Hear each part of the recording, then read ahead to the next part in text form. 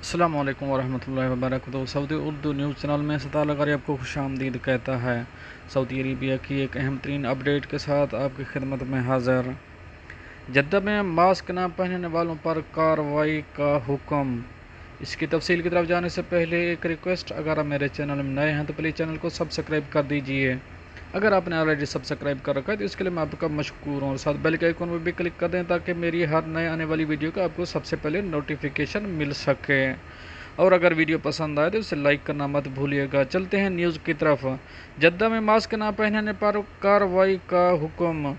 Jeddah police نے شہر کے متعدد محلوں میں کرونا وائرس کے انسداد کے لیے نافذ کی جانے والی حفاظتی تدابیر نہ اپنانے والوں کے خلاف کارروائی کی ہے۔